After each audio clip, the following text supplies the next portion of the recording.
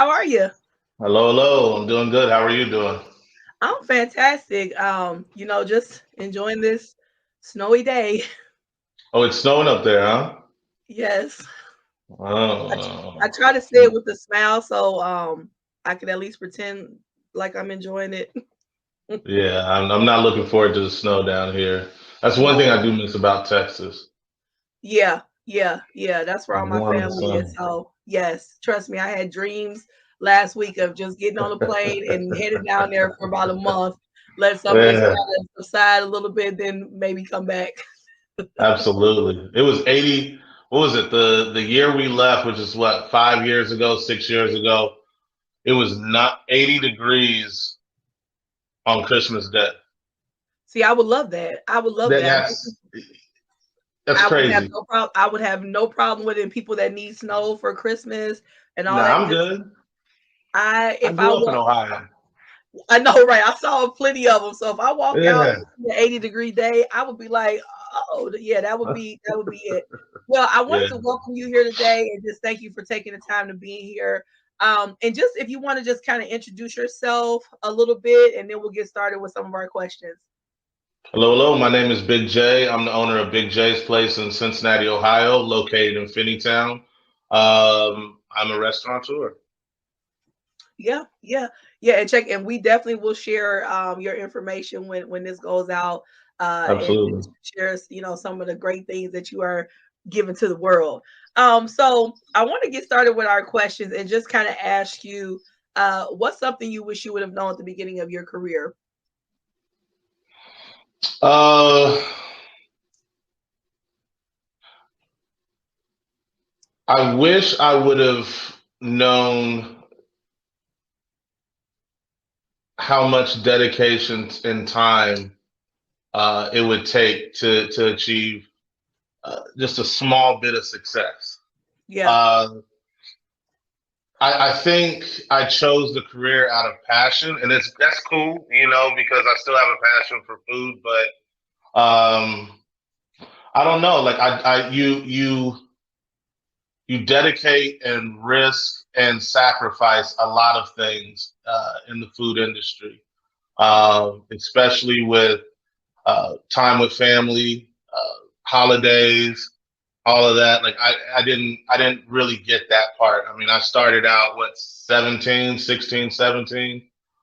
So it was just all in. Okay. I don't think I really celebrated holidays in my adult years. Well, 17 until now, until I got married. Mm-hmm. So Yeah. yeah, No, it's interesting because you don't. I guess you don't think about that you like during those holidays, you're the one that has to cater for other people's, yeah, event, so you're missing your own. I guess I didn't even think about that, but yeah, that makes perfect sense. yeah. So I Yeah, mean, this Thanksgiving, I got done. I got done cooking for everybody this Thanksgiving, and then I go, oh yeah, I got to cook for my family. yeah, and I'm sure that's an interesting balance too because you are probably exhausted, right? But you don't want to stretch Yeah, your family, so it's this interesting balance you have to make sure that everybody feels, you know, yeah. supported during that Well, I'm time. learning not to short them. I'm learning not to, like, Yeah, because I think they say you hurt the ones you love the most, yeah. because you feel like they understand you and they can take it. And I used to in the past, be like, well, they understand. I'm not.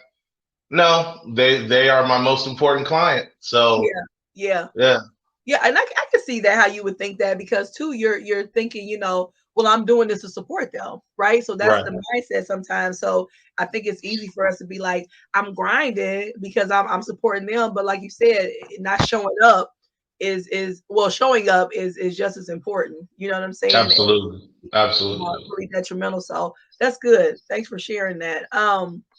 So share a moment that changed you in some way. Mm.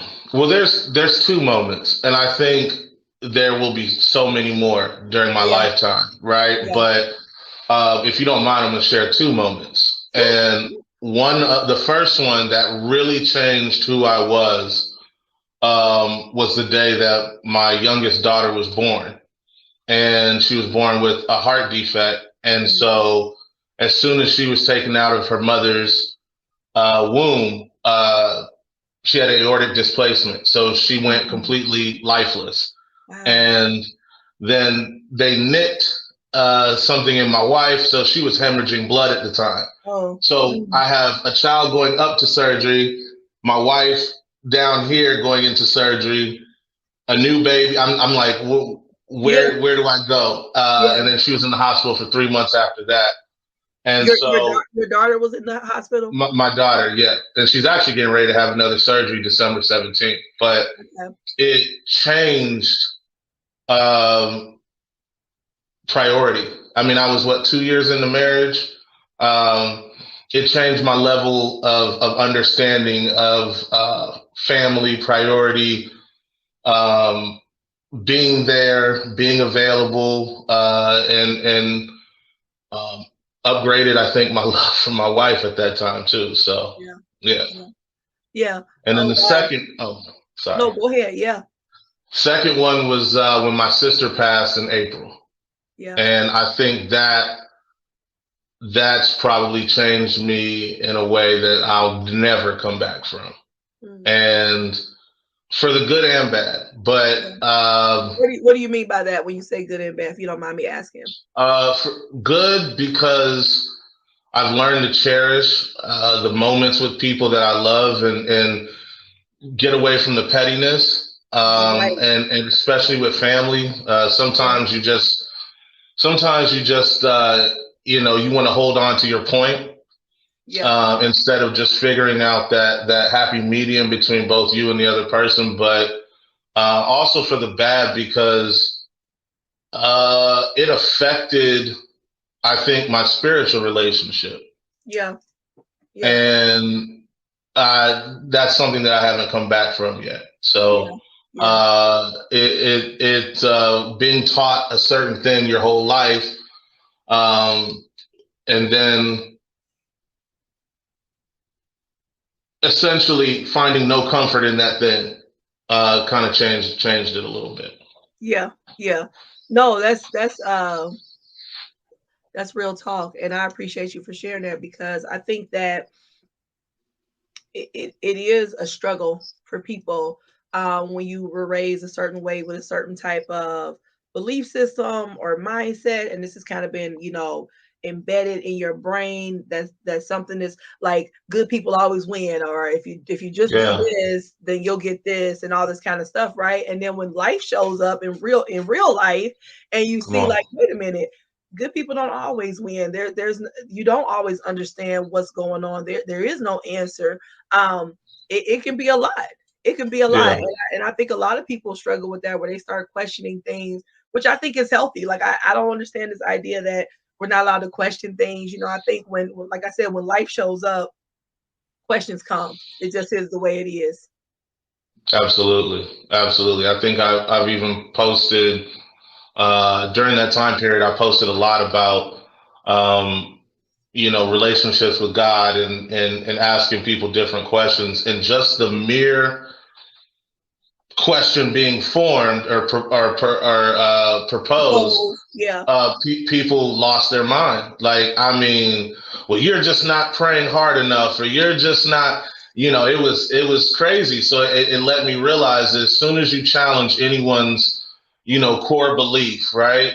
They're not willing to have well, most people aren't willing to have a conversation yeah, about it because I yeah, mean, I believe what I believe, and you're allowed to believe whatever you believe, but I don't think I really am. yeah, As long as I don't exactly. post it on social media. Right, exactly. Yeah, people get upset when you challenge. And just like you said, just ask those questions. And I just don't even think it's real when people act like they've never had questions. Like Come on, you can't. yeah, it's just a part of our human spirit, especially like I said, when life shows up. When life shows up, I don't care what anybody says. People have questions. You know what I'm Yeah, saying? And because sometimes life can knock you off your feet, especially like you said, when it's stuff like, what happens to you when it's unexpected. Um, it can knock you off your feet. absolutely, Yeah. absolutely. I mean, it's yeah, you just got to be aware, and I think talking through it, and that's one thing for me. Yeah. Therapy has been therapy has been absolutely awesome because you're taught keep your business to yourself. You don't talk to nobody about it, and especially in In the house. an African American culture. Yeah. Therapy for Black men is not something that is prevalent, and Yeah. for me, that's been the last 4 or 5 years. Like that's Yeah. been my saving grace. Yeah. So I'm glad you touched on that. I'm glad you shared that because even people who, do go see a therapist sometimes feel shamed and won't discuss it mm-mm. or keep it hidden. And it's like, you know, what's the big deal? But again, like you said, it's those thought processes that have been ingrained in us that, Yeah, you weak and you soft and what's wrong with you? You crazy. And it's like, no, I need to talk. And if you don't have people around you sometimes or that outlet where you feel safe to speak, or you can't quite understand everything that's going on within your head, right. you need to take it to somebody to help them, to have them help you kind of navigate through that. No one can get through it by themselves. And I mean, a lot of people, the reactions from friends and family when because I don't have any problem sharing that, Yeah, and one of my boys, I'm like, yeah, man, I'm on my way. I got to go to therapy. I got therapy appointment. Therapy. Oh, yeah. okay. Yeah, do you, homie? You good or You like, think you on bruh, your way out? you know what I'm saying? Like, but even if I was, this is my way of getting help. You know what I Yes, mean? Like, yes, it's not a and God bless that therapist at that time. I think that was the especially when you're an entrepreneur. I think everybody needs it, but especially entrepreneurs because um, you constantly question, "Am I doing the right thing?" yes, It yes, I mean, you yes. started this platform, and I know you've had to sit there to yourself like, is this the best use of my time? Are people going to receive the message that I'm putting out? Like, Yeah. is this, and and And I think is it actually helping? You question like, okay, absolutely, because again, I always tell people when you do stuff like what you do, you create dishes. You know what I mean? You yeah, create things for people to eat. So it's something and tangible. critique. Yeah, yeah, I bet. But it's something tangible, and sometimes when you do things that are not as tangible, you do have this idea like, okay, what am I doing for the world? Is it really actually doing anything? And every Right. once in a while, what's so beautiful about that is that every once in a while when those thoughts come into my brain, I'll have some random person that Come on. I didn't even know followed what I'm doing, or because they never like comment or like or none of that, right? Right. Will email me or send me a message and have like this beautiful, profound, insight of what I'm doing and how it's helped them or whatever. And it's like I'm like ready to cry, and That's I'm just awesome. like, yeah. So That's it's like good. a confirming moment where it's like, okay, and it gives you like this boost to keep going, so I appreciate those moments that are connected to when I'm feeling that that feeling of like, okay, what am I doing here? Right. No, I mean Yeah, because everybody has them. Even people in their everyday career. I just think people have them. yeah, You yeah, know, you got to think about the amount of stress that a high school senior would go through. yeah, You yeah, know, the fact that you would think about the amount of stress that a person going from eighth grade into ninth grade yeah, has, going to a new school, entering a new workplace. yeah, It's coming on the Breaking Bread Village yeah, interview. You yeah, know, there's always some level of anxiety that it needs to be processed. And if yeah. you don't learn the proper tools to process them, it can become a little scary. No, it's true. That's real. That's real. I appreciate you for saying that. So one thing I would like to ask you is, what's the lesson that you learned that you didn't understand at the time, but you do now?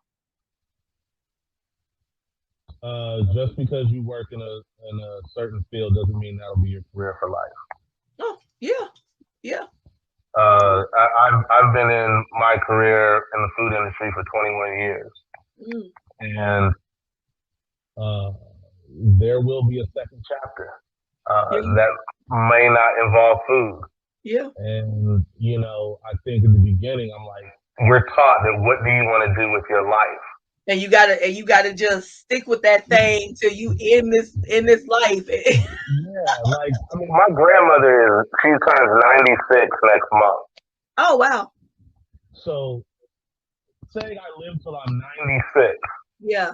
Yeah. blessed. Like, if I live till I'm 96, do I have to do the same thing that I did at 22? Right. Right. Like you're allowed, and I think that's the thing that I would have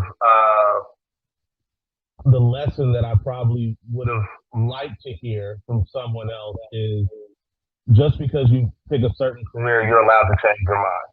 Yes. Yes. Yeah. Yeah. I'm infamous for that.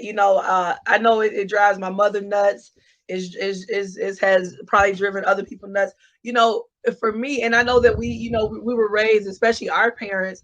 Uh, they were in the era of you work at like a factory or a corporate job, and you work there for 30, 40 years. You retire. And for me, I was always like of the mindset that you do that for 30 years. You do that for 30 years. And for me, I like, yeah, I like different things, and it's really interesting when my brain works that I can't imagine sitting behind a cubicle for 30 years. Like that's just not my thing, and I don't knock anybody else, of course, because like do you. But for me, it's like, we grow, we evolve, we learn. And as we do that, sometimes not necessarily the core of us, but parts of us change. You know what I'm saying? So it's Yeah. okay for us to change with that, And sometimes the core too. which Sometimes is the true. core too. Like I mean, situations will rock your foundation, and it's okay to rebuild, right? Very true. Like it's okay to rebuild in a different area. It's Yeah. okay to say, I'm leaving this. This no longer serves me, Yes. and I'm going to do something else. And I've thought about that. With I've achieved everything I wanted to achieve with Big J's place, right? Yeah. Yeah. And it's been we've had it for it'll be 7 years next year. And what if in 3 more years it'll be 10 years? What if I want to do something different? I've said that out loud, and people are like, "What else are you gonna do? You can't do nothing else. This is," and I'm like, I'll be It's like funny. don't limit me. Just because Yeah, you got limitations, don't limit me. yeah, absolutely. Like maybe I want to go back to school. Well, who goes back to school? A lot of people. And And, me, and and me, that's what when people ask stuff like that, well, who does that? Me. You know what I'm saying? That's always my response is like, I just, it frustrates me sometimes, but I understand people. So it's like, okay, but don't put your fears or your limits on me. You know what I mean? Because absolutely, to me, I'm limitless. Because if I see somebody else do something, that means it's possible for me. You know what I'm saying? Like if my absolutely, friend gets a brand new car, I'm like, oh, we got us a car, girl. Okay. Because I celebrate like it's me. You know what I mean? Like we're doing it yeah, together because the same way they would celebrate with me, when I have my growths and stuff in life, like you have to be able to stop being that negative Nancy. You know what I'm saying? And let people absolutely, live. Let people live. absolutely. There's always room to grow. You can always change. Because that's one thing I don't want my kids to say is okay. Well, I want to be a doctor. Okay, cool. I got a buddy of mine. He became a pharmacist, Oh, uh, and then he went from pharmacy to an just regular pharmacy. I think it was oncology pharmacist because he wanted to have more effect with the actual patients instead of just right, writing scripts. right. Then he went to become a dentist. That sounds like Then yeah, yeah, but yo, yeah. those are major career moves. And Yes. then from dentistry to an oral surgeon. Mm, mm-hmm, mm-hmm. Like, and I remember asking him at the time, like, dude, you just gonna, and he was like, yeah, man. I mean, this is what I, and he held firm and went through. And I think, now he's like the only black surgeon at one of these big firms. And I mean, he's doing his thing. But Yeah, it's you gotta follow your dream, follow your yeah. heart, Take and those it's okay. chances. Yeah, it's okay to change your mind. It's okay. It's We have okay. And we have to tell that to people. Yeah, sorry. they don't preach. No, that's cool. They don't preach that enough. And I think Yeah, I wish they would say that on career day. I wish they would say that at the guidance counselor office. I don't know if they yeah, still have guidance counselors, but where they say, you know where do you see they should ask the question, where do you see yourself in 5 years? yeah.